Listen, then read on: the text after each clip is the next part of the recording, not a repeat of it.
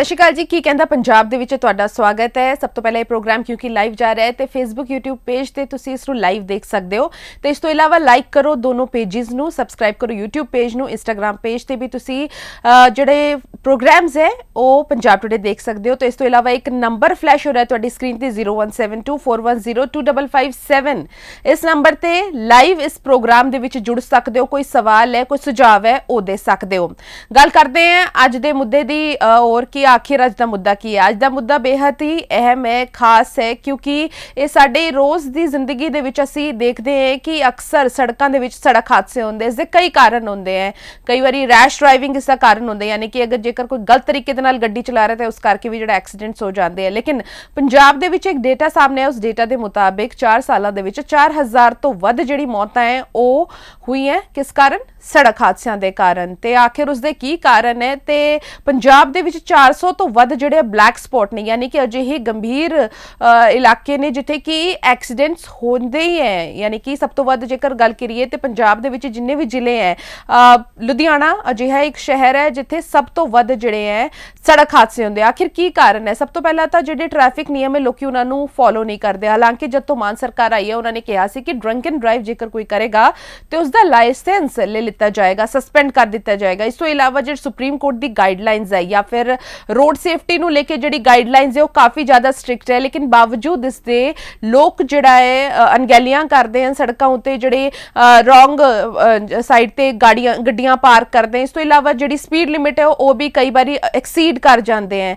तो national highway authority of India वालों जी है तुसीं देखोगे तो सड़कों उत्ते बार बार कई थां ते स्पीड लिमिट लिखी होंदी है, कई ट्रैफिक रूल्स ते सिग्नल्स उत्ते ਜਿਹੜੇ ਲਗਾਏ ਜਾਂਦੇ, लेकिन बावजूद उसके ਜਿਹੜੇ सड़क हादसे हैं वो नहीं कटते। इस तो इलावा जब टू व्हीलर की गल की जाए तो बहुत लोग अजिहे ने ਜਿਹੜੇ कि हैलमेट्स नहीं पहनते, खासकर कुड़ियां की गल की जाए तो कुड़ियां दे लई मैंडेटरी किया गया। पंजाब की मैं गल कर रही हूँ, पर फिलहाल चंडीगढ़ दे विच भी पहले मैंडेटरी नहीं सीगा ते खासकर ये कहा जाता सी क्योंकि सिख कुड़ी है तो इस करके वो हैलमेट नहीं पहनती सी। तो इसनूं लैके भी हुण स्ट्रिक्ट रूल्स बना दिते गए हैं कि हुण मैंडेटरी है, जिहड़ी कुड़ी दस्तार नहीं पाती है उसनूं हैलमेट पाना जरूरी है, तो अपनी सेफ्टी वास्ते भी हुंदा है। लेकिन एक जिहड़ा डाटा मैं दस रही हाँ ये बेहद ही जिहड़ा चौंकाण वाला डेटा है जिस विच सड़क हादसे का आखिर बड़े सारे कारण है। लेकिन जिस हिसाब ने नाल ये डाटा तैयार किया गया है तो किते ना किते जिथे एक पासे कहा जाता सी कि कोविड करके मौतां होंदियां ने, लेकिन उस तो वध मौतां जिहड़ी है रोड एक्सीडेंट ਦੇ ਵਿੱਚ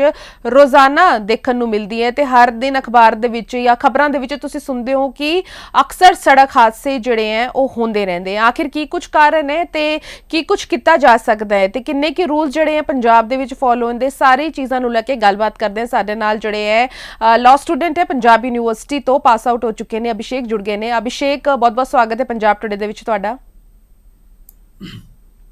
ਸਤਿ ਸ਼੍ਰੀ ਅਕਾਲ ਜੀ। ਸਤਿ ਸ਼੍ਰੀ ਅਕਾਲ, ਗੁੱਡ ਮਾਰਨਿੰਗ ਸਾਰਿਆਂ ਨੂੰ। ਅਭਿਸ਼ੇਕ, ਸੜਕ ਹਾਦਸਿਆਂ ਦੀ ਅਸੀਂ ਗੱਲ ਕਰ ਰਹੇ ਹਾਂ। ਪੰਜਾਬ ਦੇ ਵਿੱਚ ਆਏ ਦਿਨ ਸੜਕ ਹਾਦਸੇ ਜਿਹੜੇ ਲਗਾਤਾਰ ਵੱਧਦੇ ਜਾ ਰਹੇ ਹਨ। ਖਾਸਕਰ 4000 ਦਾ ਇੱਕ ਡੇਟਾ ਸਾਹਮਣੇ ਆਇਆ ਹੈ ਕਿ ਪਿਛਲੇ 4 ਸਾਲਾਂ ਦੇ ਵਿੱਚ ਇੰਨੀ ਮੌਤਾਂ ਹੋਈਆਂ ਨੇ ਤੇ 400 ਤੋਂ ਵੱਧ ਜਿਹੜੇ ਬਲੈਕ ਸਪੌਟ ਨੇ। ਬਿਲਕੁਲ ਸਹੀ ਗੱਲ ਹੈ ਜੀ। ਜਿਹੜੀ ਕਿ ਐਜ਼ ਪਰ ਦਾ ਰਿਪੋਰਟ ਹੈਗੀ ਹੈ ministry of India the, government of India the report ਹੈ ਰੋਡ ਐਕਸੀਡੈਂਟਸ ਦੇ ਉੱਪਰ 2020 ਚ 3.6 ਲੱਖ ਰਿਪੋਰਟਿੰਗ ਹੋਈ ਹੈ ਟੋਟਲ ਲਾਅ ਆਪਣੇ ਰੋਡ ਐਕਸੀਡੈਂਟਸ ਦੀ, ਜਿਹਦੇ ਵਿੱਚ 1.3 ਲੱਖ ਲੋਕਾਂ ਦੀ ਮੌਤ ਹੋ ਗਈ ਹੈ ਤੇ 3.4 ਲੱਖ ਲੋਕ ਇੰਜਰਡ ਹੋ ਗਏ ਨੇ। ਆਪਾਂ ਦੇਖ ਰਹੇ ਹਾਂ ਕਿ ਇੰਡੀਆ ਦੀ ਪੋਪੂਲੇਸ਼ਨ ਆਲਮੋਸਟ 130 ਕਰੋੜ ਹੈ, ਆਲਮੋਸਟ 1% ਪੋਪੂਲੇਸ਼ਨ ਜੋ ਆਪਣੀ ਕਿਲ ਹੋ ਰਹੀ ਹੈ, ਮਰ ਰਹੀ ਹੈ। ਤੇ ਇਹ ਸਟੇਟ ਦੀ ਰਿਸਪੌਂਸਿਬਿਲਿਟੀ ਹੈ ਕਿ ਸਟੇਟ ਦਾ ਇਨਫਰਾਸਟ੍ਰਕਚਰ ਪ੍ਰੋਪਰ ਨਹੀਂ ਹੈਗਾ।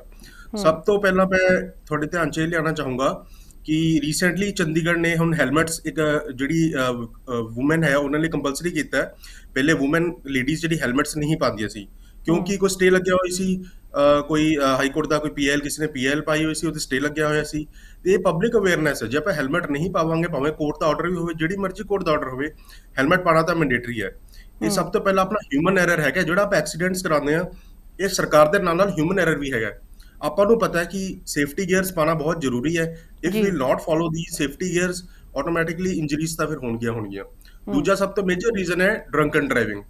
ਜਿਹੜੇ ਵੀ ਆਪਾਂ ਦੇਖ ਰਹੇ ਹਾਂ ਕਿ ਰੋਡਸ ਦੇ ਕੋਲ ਠੇਕੇ ਨੇ, ਸਭ ਤੋਂ ਪਹਿਲਾਂ ਰੋਡਸ ਕੋਲ ਠੇਕੇ ਬੰਦ ਕਰਾ ਦੇਣੇ ਚਾਹੀਦੇ ਨੇ। ਰੋਡਸ ਦੇ ਉੱਪਰ, ਨੈਸ਼ਨਲ ਹਾਈਵੇ ਦੇ ਉੱਪਰ ਠੇਕਿਆਂ ਦਾ ਕੋਈ ਕੰਮ ਨਹੀਂ ਹੈਗਾ। ਜੇ ਠੇਕੇ ਹੁੰਦੇ ਨੇ ਉੱਥੇ ਪਬਲਿਕ ਨਿਊਸੈਂਸ ਹੁੰਦੀ ਹੈ, ਰੌਂਗ ਪਾਰਕਿੰਗ ਹੁੰਦੀ ਹੈ ਤੇ ਲੋਕੀ ਅਨਕੰਟਰੋਲਡ ਤਰੀਕੇ ਨਾਲ ਸ਼ਰਾਬ ਪੀਂਦੇ ਨੇ, ਸ਼ਰਾਬ ਪੀਣ ਤੋਂ ਬਾਅਦ ਗੱਡੀ ਚਲਾਉਂਦੇ ਨੇ ਤੇ ਐਕਸੀਡੈਂਟਸ ਦਾ ਕਾਰਨ ਬਣਦੇ ਨੇ। ਤੀਜਾ ਹੈਗਾ ਆਪਣੇ ਕੀ ਅਨਸੇਫ ਆਪਣੇ ਰੋਡਸ ਨੇ। ਆਪਾਂ ਨੂੰ ਵੀ ਪਤਾ ਹੈ ਕਿ ਰੋਡਸ ਦੀ ਕੰਡੀਸ਼ਨਸ ਕਿੰਨੀ ਪੂਅਰ ਨੇ ਪੂਰੇ ਪੰਜਾਬ, ਪੂਰੇ ਚੰਡੀਗੜ੍ਹ 'ਚ, ਪੂਰੇ ਹਰਿਆਣੇ 'ਚ। ਪੰਜਾਬ, ਹਰਿਆਣਾ ਤੇ ਚੰਡੀਗੜ੍ਹ ਦੀ ਮੇਜਰਲੀ ਗੱਲ ਕਰੀਏ, ਇੰਨੇ ਸਾਰੇ ਪੋਟ ਹੋਲਸ ਨੇ। ਡਿਊਰਿੰਗ ਦ ਰੇਨੀ ਸੀਜ਼ਨਸ ਆਪਾਂ ਨੂੰ ਪਤਾ ਹੈ ਕਿ ਰੇਨਸ ਦੇ ਵਿੱਚ ਸਾਰਾ ਪਾਣੀ ਐਕੂਮੂਲੇਟ ਹੋ ਜਾਂਦਾ ਹੈ ਤੇ ਸੜਕਾਂ ਦੀ ਕੰਡੀਸ਼ਨਸ ਹੋਰ ਡੈਟਰੇਟ ਹੋ ਜਾਂਦੀ ਹੈ ਜੀ due to these potholes and due to these ਜਿਹੜੇ ਕਿ ਰੋਡ ਕੰਡੀਸ਼ਨਸ ਕਰਕੇ ਵੀ ਐਕਸੀਡੈਂਟਸ ਬਹੁਤ ਜ਼ਿਆਦਾ ਹੁੰਦੇ ਨੇ। ਨੈਕਸਟ ਹੈਗੇ ਕਿ ਜਿਹੜੇ ਅਨਸੇਫ ਵਹੀਕਲਸ ਨੇ, ਜਿਹੜੇ ਵੀ ਵਹੀਕਲ ਅਨਸੇਫ ਹੋ ਜਾਂਦੇ ਨੇ, 15 ਸਾਲ ਤੋਂ ਵੱਧ ਹੋ ਜਾਂਦੇ ਨੇ, ਉਹਨਾਂ ਨੂੰ ਪਰਮਿਸ਼ਨ ਨਾ ਦਿੱਤੀ ਜਾਵੇ ਚਲਾਉਣ ਦੀ। ਅਨਸੇਫ ਵਹੀਕਲਸ ਵੀ ਰੋਡ ਐਕਸੀਡੈਂਟਸ ਦਾ ਕਾਰਨ ਬਣਦੇ ਨੇ। ਨੈਕਸਟ ਜਿਹੜੀ ਸਭ ਤੋਂ ਇੰਪੋਰਟੈਂਟ ਚੀਜ਼ ਹੈਗੀ ਹੈ, ਜੇ ਆਪਾਂ ਯੂਥ ਨੂੰ ਅਵੇਅਰ ਕਰ ਦਾਂਗੇ। ਫੋਰ ਐਗਜ਼ਾਮਪਲ, ਜਿਹੜਾ ਕਿ ਰੋਡ ਐਕਸੀਡੈਂਟਸ ਦਾ ਇੱਕ ਪ੍ਰੋਪਰ ਮੈਂਡੇਟਰੀ ਤੁਸੀਂ ਇੱਕ ਸਿਲੇਬਸ ਲਾਓ 10th ਤੇ 12th ਕਲਾਸ ਦੇ ਬੱਚੇ ਨੂੰ, ਕਿ ਕਿਹੜੇ ਸਾਇੰਸ ਮੈਂਡੇਟਰੀ ਨੇ, ਕਿਵੇਂ ਕਿਵੇਂ ਆਪਾਂ ਰੋਡ ਦੀ ਫੋਲੋ ਕਰਨੀ ਹੈ, ਜ਼ੈਬਰਾ ਕ੍ਰਾਸਿੰਗ ਤੋਂ ਪਿੱਛੇ ਮਾਰਕ ਕਰਨਾ ਹੈ, ਪਿੱਛੇ ਚਲਾਉਣਾ, ਜਿੱਥੇ ਯੂ ਟਰਨ ਦਾ ਸਾਈਨ ਹੈਗਾ ਉੱਥੇ ਆਪਾਂ ਯੂ ਟਰਨ ਨਹੀਂ ਲੈਣਾ, ਜੇ ਸਲਿੱਪ ਰੋਡ ਹੈਗੀ ਹੈ ਸਲਿੱਪ ਰੋਡ ਤੋਂ ਕੱਢਣਾ, ਐਵੇਂ ਲੈਫਟ ਨਹੀਂ ਕੱਢਣਾ। ਇਹ ਜਿਹੜੀ ਐਜੂਕੇਸ਼ਨ ਸੈਕਟਰ ਨੂੰ ਬਹੁਤ ਜ਼ਿਆਦਾ ਇੰਪੋਰਟੈਂਸ ਦੇਣੀ ਚਾਹੀਦੀ ਹੈ 10th ਤੇ 12th ਕਲਾਸ ਦੇ ਬੱਚਿਆਂ ਨੂੰ। ਜ਼ਰੂਰੀ ਨਹੀਂ ਕਿ 10th ਤੇ 12th ਕਲਾਸ ਦੇ ਬੱਚਿਆਂ ਨੂੰ ਤੁਸੀਂ ਹੋਰ ਸਬਜੈਕਟਸ ਹੀ ਪੜ੍ਹਾਓ, ਇਹ ਬੇਸਿਕ ਸਬਜੈਕਟਸ ਆਪਣੇ ਟਰਾਂਸਪੋਰਟ ਦੇ ਪੜ੍ਹਾਉਣੇ ਬਹੁਤ ਜ਼ਰੂਰੀ ਨੇ। Education is very important. Next, ਜੇ ਕੋਈ ਬੰਦੇ ਦੀ ਡੈਥ ਹੋ ਜਾਂਦੀ ਹੈ ਜਾਂ ਕਿਸੇ ਬੰਦੇ ਨੂੰ ਕੋਈ ਫੈਟਿਲਿਟੀਜ਼ ਆਉਂਦੀ ਹੈ, ਆਪਾਂ ਨੂੰ ਬੇਸਿਕ ਨੌਲੇਜ ਹੋਣੀ ਚਾਹੀਦੀ ਹੈ ਕਿ ਆਪਾਂ ਨੂੰ ਕਿਉਰ ਕਿਵੇਂ ਕਰਨਾ ਹੈ, ਫਸਟ ਏਡ ਕਿਵੇਂ ਦੇਣੀ ਹੈ। ਇਮੀਡੀਏਟਲੀ ਤੁਸੀਂ ਐਂਬੂਲੈਂਸ ਨੂੰ ਕਾਲ ਕਰੋ ਤੇ ਇਮੀਡੀਏਟਲੀ ਤੁਸੀਂ ਹਸਪੀਟਲ ਲੈ ਕੇ ਜਾਓ। ਆਪਾਂ ਕੀ ਕਰਦੇ ਹਾਂ, ਅਸੀਂ ਸਾਰੇ ਸਾਨੂੰ ਕਤਰਾਉਂਦੇ ਹਾਂ ਕਿ ਜੇ ਅਸੀਂ ਪੁਲਿਸ ਨੂੰ ਕਾਲ ਕਰਾਂਗੇ, ਪਤਾ ਨਹੀਂ ਸਾਨੂੰ ਐਜ਼ ਅ ਵਿਕਟਿਮ ਸਾਨੂੰ ਹਰਾਸ ਕਰਨਗੇ ਐਂਡ ਸਾਡੇ ਤੇ ਕੋਈ ਪਰਚਾ ਕਰ ਦੇਣਗੇ ਕਿ ਤੁਸੀਂ ਐਕਸੀਡੈਂਟ ਕੀਤਾ ਹੈ। ਇਹ ਗੱਲ ਜਮਾਂ ਹੀ ਗਲਤ ਹੈ। ਜੇ ਕੋਈ ਤੁਹਾਨੂੰ ਕੈਜੂਅਲਿਟੀ ਦਿਖਦੀ ਹੈ ਰੋਡ ਤੇ, ਪਲੀਜ਼ ਉਹਨੂੰ ਪ੍ਰੋਪਰਲੀ ਐਡਰੈਸ ਕਰੋ ਤੇ ਤੁਹਾਨੂੰ ਮੈਜਰਸ ਪਤਾ ਹੋਣੇ ਚਾਹੀਦੇ ਨੇ। ਫਸਟ ਏਡ ਉਹਨੂੰ ਕਿਵੇਂ ਦੇਣਾ, CPR ਕਿਵੇਂ ਦੇਣਾ ਹੈ, ਇਮੀਡੀਏਟਲੀ ਐਂਬੂਲੈਂਸ ਕਾਲ ਕਰਕੇ ਉਹਨੂੰ ਹਸਪੀਟਲ ਲੈ ਕੇ। ਬਿਲਕੁਲ, ਇਹ ਜਿਹੜੀ ਰਿਪੋਰਟ ਮੈਂ ਗੱਲ ਕਰ ਰਹੀ ਹਾਂ ਪ੍ਰਦਿਊਮਨ, ਜਿਹੜੀ ਉਸ ਵਿੱਚ ਇਹ ਦੱਸਿਆ ਗਿਆ ਹੈ ਕਿ 1481 ਜਿਹੜੀ ਮੌਤਾਂ ਹੈ ਉਹ ਨੈਸ਼ਨਲ ਹਾਈਵੇ ਦੇ ਵਿੱਚ ਹੁੰਦੀ ਹੈ, ਸੜਕ ਹਾਦਸਿਆਂ ਦੇ ਵਿੱਚ, ਤੇ 294 ਜਿਹੜੀ ਸਟੇਟ ਹਾਈਵੇਜ਼ ਦੇ ਵਿੱਚ ਹੈ। ਕੀ ਕਾਰਨ ਹੈ ਕਿ ਨੈਸ਼ਨਲ ਹਾਈਵੇ ਤੇ ਜ਼ਿਆਦਾ ਐਕਸੀਡੈਂਟਸ ਦੇ ਜਿਹੜਾ ਰੇਟ ਹੈ ਉਹ ਵੱਧ ਹੈ ਤੇ ਸਟੇਟ ਹਾਈਵੇਜ਼ ਵਿੱਚ ਇੰਨਾ ਨਹੀਂ ਹੁੰਦਾ ਹੈ? ਸਭ ਤੋਂ ਵੱਧ ਰੀਜ਼ਨ ਤਾਂ ਜੇ ਆਪਾਂ ਦੇਖਿਆ ਜਾਏ, ਸਭ ਤੋਂ ਵੱਧ ਰੀਜ਼ਨ ਤਾਂ ਐਲਕੋਹਲ ਹੀ ਹੈ। Influence of alcohol and psychometric substances. ਜੇ ਤੁਸੀਂ ਐਲਕੋਹਲ ਦੇ ਇਨਫਲੂਐਂਸ 'ਚ ਗੱਡੀ ਵੀ ਚਲਾਓਗੇ, ਤੁਹਾਡੇ ਨੋ ਡਾਊਟ ਬਲੱਡ 'ਚ ਕੁਝ % ਐਲਕੋਹਲ ਉਹ ਮਾਫ ਹੈਗੀ, ਉਹ ਕੁਝ % ਤੋਂ ਬਾਅਦ ਹੀ ਤੁਹਾਡਾ ਚਲਾਨ ਹੁੰਦਾ ਹੈ ਜੇ ਤੁਸੀਂ ਡਰਿੰਕ ਵੀ ਕਰ ਰਹੇ ਹੋ। But drink is not an option. Roads are not meant for drinking. Drink ਕਰਨੀ ਹੈ ਤੁਸੀਂ ਘਰੇ ਬੈਠ ਕੇ ਕਰੋ, ਆਪਣੇ ਕਿਸੇ ਪ੍ਰੋਪਰ ਪਲੇਸ ਤੇ ਕਰੋ, ਤੇ ਇੰਨੀ ਵੀ ਨਾ ਡਰਿੰਕ ਕਰੋ ਕਿ ਤੁਸੀਂ ਗੱਡੀ ਆਊਟ ਆਫ ਕੰਟਰੋਲ ਹੀ ਗੱਡੀ ਚਲਾਓ। ਡਰਿੰਕਿੰਗ ਕਰਕੇ ਸਭ ਤੋਂ ਜ਼ਿਆਦਾ ਸਟੇਟ ਨੈਸ਼ਨਲ ਹਾਈਵੇਜ਼ ਤੇ ਹੁੰਦੀਆਂ ਐਕਸੀਡੈਂਟਸ, ਤੇ ਸਟੇਟ ਹਾਈਵੇਜ਼ ਤੇ ਥੋੜੇ ਜਿਹੇ ਘੱਟ ਨੇ। ਜੇ ਹੋਰ ਠੇਕੇ ਖੋਲ ਦੇਣਗੇ ਸਰਕਾਰ, ਸਟੇਟ ਹਾਈਵੇ ਦੇ ਆંકੜੇ ਵੀ ਵੱਧ ਜਾਣਗੇ। ਇਸ ਤੋਂ ਇਲਾਵਾ ਇਸ ਵਿੱਚ ਇਹ ਵੀ ਕਿਹਾ ਹੈ ਕਿ ਜਿਵੇਂ ਸੜਕਾਂ ਦੀ ਤੁਸੀਂ ਗੱਲ ਕੀਤੀ, ਤੇ ਕਈ ਜਗ੍ਹਾ ਥਾਂ ਤੇ ਜਿਹੜੀ ਲਾਈਟਿੰਗ ਨਹੀਂ ਹੁੰਦੀ ਹੈ, ਇਹ ਵੀ ਇੱਕ ਵੱਡਾ ਕਾਰਨ ਹੋ ਜਾਂਦਾ ਹੈ। ਰਾਤ ਨੂੰ ਨਹੀਂ ਦਿਖਦਾ ਜਾਂ ਕੋਈ ਜਾਨਵਰ ਜਾਂ ਪਸ਼ੂ ਵਿੱਚ ਆ ਜਾਂਦੇ ਤੇ ਇਹ ਵੀ ਐਕਸੀਡੈਂਟਸ ਦਾ ਕਾਰਨ ਬਣਦੇ। ਬਿਲਕੁਲ ਸਹੀ, ਤੁਸੀਂ ਬਿਲਕੁਲ ਸਹੀ ਕਹਿ ਰਹੇ ਹੋ। ਪ੍ਰੋਪਰ ਲਾਈਟਨਿੰਗ, ਐਮਰਜੈਂਸੀ ਲਾਈਟਨਿੰਗ ਬਿਲਕੁਲ ਵੀ ਨਹੀਂ ਹੈਗੀ ਰੋਡਸ ਤੇ। ਆਪਾਂ ਦੇਖਦੇ ਹਾਂ ਕਿ ਕਈ ਪੰਜਾਬ 'ਚ ਤਾਂ ਕਈ ਜਗ੍ਹਾ 'ਤੇ ਤਾਂ ਟ੍ਰੈਫਿਕ ਲਾਈਟਸ ਹੀ ਨਹੀਂ ਹੈਗੀਆਂ। ਜੇ ਟ੍ਰੈਫਿਕ ਲਾਈਟਸ ਹੈਗੀਆਂ ਵੀ ਹੈ, ਉਹਦੇ ਉੱਪਰ ਨੰਬਰ ਡਿਸਪਲੇ ਨਹੀਂ ਹੁੰਦਾ। ਇੱਕ ਨੰਬਰ ਵੀ ਹੁੰਦਾ 20 ਸੈਕਿੰਡ 30 ਸੈਕਿੰਡ ਦੇ ਬਾਅਦ ਲਾਈਟ ਹਰੀ ਹੋ ਜਾਂਦੀ ਹੈ, ਉਹ ਨੰਬਰ ਵੀ ਨਹੀਂ ਡਿਸਪਲੇ। ਤੇ ਰੋਡਸ ਦੇ ਐਂਡ ਤੇ ਇੱਕ ਡਾਰਕ ਆਈ ਹੁੰਦੀ ਹੈ ਜਿਹੜੀ ਬਲਿੰਕ ਕਰਦੀ ਹੈ ਰੈੱਡ ਕਲਰ ਦੀ। ਉਹ ਡਾਰਕ ਆਈ ਹੋਣੀ ਬਹੁਤ ਜ਼ਰੂਰੀ ਹੈ, ਪਤਾ ਚੱਲ ਜਾਂਦਾ ਹੈ ਕਿ ਰੋਡ ਦਾ ਆਖਰੀ ਕਿਨਾਰਾ ਹੈ। ਤੇ ਡਾਰਕ ਆਈ ਵੀ ਨਹੀਂ ਹੁੰਦੀ ਆ, ਡਿਵਾਈਡਰਸ ਵੀ ਪ੍ਰੋਪਰ ਨਹੀਂ ਹੈਗੇ। ਇਹ ਤੁਸੀਂ ਸਰਕਾਰ ਦੀ ਉਹ ਸਮਝੋ ਕਿ ਰੈਗੂਲਰ ਮੇਨਟੇਨੈਂਸ ਨਹੀਂ ਹੈਗੀ, ਇਸ ਕਰਕੇ ਇਹ ਚੀਜ਼ ਵੀ ਕੰਟਰੀਬਿਊਟ ਕਰਦੀ ਹੈ ਐਕਸੀਡੈਂਟਸ ਦੇ ਵਿੱਚ। ਦੂਜੇ ਪਾਸੇ ਜੇਕਰ ਗੱਲ ਕੀਤੀ ਜਾਏ ਰੋਡ ਐਕਸੀਡੈਂਟਸ ਦੀ, ਤੇ ਹਾਦਸੇ ਪੰਜਾਬ ਦੇ ਵਿੱਚ ਲਗਾਤਾਰ ਵੱਧਦੇ ਜਾ ਰਹੇ ਹਨ। ਬਲਕਿ ਜਿਹੜੇ ਬਲੈਕ ਸਪੌਟਸ ਦੀ ਗੱਲ ਕਰੀਏ, ਸਭ ਤੋਂ ਪਹਿਲਾਂ ਤਾਂ ਸਾਡੇ ਦਰਸ਼ਕਾਂ ਨੂੰ ਦੱਸੋ ਕਿ ਬਲੈਕ ਸਪੌਟਸ ਕੀ ਹੁੰਦੇ ਨੇ, ਤੇ ਪੰਜਾਬ ਦੇ ਵਿੱਚ ਹਰਿਆਣਾ ਤੋਂ ਵੀ ਵੱਧ ਜਿਹੜੇ ਬਲੈਕ ਸਪੌਟਸ ਨੇ। ਬਲੈਕ ਸਪੌਟਸ ਉਹ ਹੁੰਦੇ ਨੇ, ਸਪੋਜ਼ ਕਰੋ ਕਿ ਆਪਾਂ ਕੋਈ ਚੀਜ਼ ਟਰਨ ਲੈ ਰਹੇ ਹਾਂ, ਆਪਾਂ ਨੂੰ ਸਾਹਮਣੇ ਵਾਲੀ ਰੋਡ ਨਾ ਦਿਖੇ, ਆਪਾਂ ਕੋਈ ਟਰਨ ਹੋ ਜਾਈਏ। ਫੋਰ ਐਗਜ਼ਾਮਪਲ, ਜੇ ਅਸੀਂ ਸੁਹਾਣਾ ਪੰਜਾਬ ਦੀ ਗੱਲ ਕਰੀਏ, 에ਅਰਪੋਰਟ ਰੋਡ ਤੇ ਸੁਹਾਣਾ ਗੁਰਦੁਆਰਾ ਦੇ ਵੱਲ ਤੁਸੀਂ ਜਾਂਦੇ ਹੋ, ਇੱਕ ਜ਼ਿਗਜ਼ੈਗ ਜਿਹਾ ਵੇ ਆਉਂਦਾ। ਉਹ ਜ਼ਿਗਜ਼ੈਗ ਜਿਹੇ ਵੇ ਕ੍ਰਾਸ ਕਰਨ ਨਾਲ ਪਹਿਲੀ ਗੱਲ ਤਾਂ ਸਾਨੂੰ ਅੱਗੋਂ ਨਹੀਂ ਦਿਖਦਾ ਕਿ ਅੱਗੋਂ ਕਿਹੜਾ ਵਹੀਕਲ ਆ ਰਿਹਾ। ਉਹ ਇੱਕ ਤਰ੍ਹਾਂ ਦਾ ਬਲੈਕ ਸਪੌਟ ਏਰੀਆ ਬਣ ਜਾਂਦਾ ਹੈ ਜਦੋਂ ਸਾਨੂੰ ਸਾਹਮਣੇ ਨਾ ਦਿਖੇ ਕਿ ਕਿਹੜਾ ਵਹੀਕਲ ਸਾਨੂੰ ਐਨਕਾਊਂਟਰ ਕਰ ਰਿਹਾ।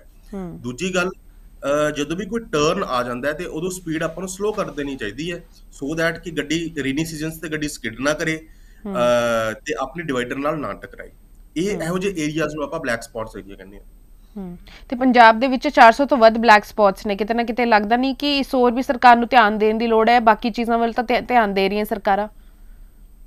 ਬਲੈਕ ਸਪੌਟਸ ਨੂੰ ਐਡਰੈਸ ਕਰਨਾ ਬਹੁਤ ਜ਼ਰੂਰੀ ਹੈ। ਬਲੈਕ ਸਪੌਟਸ ਤੁਸੀਂ ਕੰਡੀਸ਼ਨ ਦੇਖੋ, ਜਿੱਥੇ ਵੀ ਬਲੈਕ ਸਪੌਟ ਏਰੀਆ ਹੁੰਦਾ ਹੈ ਹਮੇਸ਼ਾ ਉੱਥੋਂ ਦਾ ਡਿਵਾਈਡਰ ਟੁੱਟਿਆ ਹੀ ਹੁੰਦਾ ਹੈ, ਕਦੇ ਵੀ ਤੁਹਾਨੂੰ ਉੱਥੋਂ ਦਾ ਡਿਵਾਈਡਰ ਸਹੀ ਨਹੀਂ ਮਿਲੇਗਾ। ਇੱਕ ਹੋਰ ਰੀਜ਼ਨ ਹੈ ਕਿ ਜਦੋਂ ਬਲੈਕ ਸਪੌਟ ਬਣ ਜਾਂਦਾ ਹੈ, ਸਰਕਾਰ ਨੂੰ ਆਪਣੇ ਐਡਮਿਨਿਸਟ੍ਰੇਸ਼ਨ ਨੂੰ ਤੇ ਹੋਰ ਜ਼ਿਆਦਾ ਸੜਕ ਦੀ ਹੋਰ ਜ਼ਿਆਦਾ ਸੇਫਟੀ ਹੋਰ ਜ਼ਿਆਦਾ ਐਨਹਾਂਸ ਕਰ ਦੇਣੀ ਚਾਹੀਦੀ ਹੈ ਕਿ ਲੋਕਾਂ ਨੂੰ ਤਾਂ ਪਤਾ, ਲੋਕ ਤਾਂ ਰੈਸ਼ ਚਲਾਉਂਦੇ ਹੀ ਨੇ, ਰੈਸ਼ ਚਲਾਉਣ ਨਾਲ ਆਪਦੀ ਜ਼ਿੰਦਗੀ ਦਾ ਖਤਰੇ 'ਚ ਕਰਦੇ ਨੇ, ਸਾਹਮਣੇ ਵਾਲੇ ਇਨੋਸੈਂਟ ਦੀ ਜਿਹਦਾ ਕੋਈ ਕਸੂਰ ਨਹੀਂ ਹੁੰਦਾ ਉਹਨੂੰ ਵੀ ਜ਼ਿੰਦਗੀ ਉਹਦੀ ਖਤਰੇ 'ਚ ਕਰ ਦਿੰਦੇ ਨੇ। ਇਸ ਕਰਕੇ ਬਲੈਕ ਸਪੌਟ ਨੂੰ ਐਡਰੈਸ ਕਰਨਾ ਬਹੁਤ ਜ਼ਰੂਰੀ ਹੈ।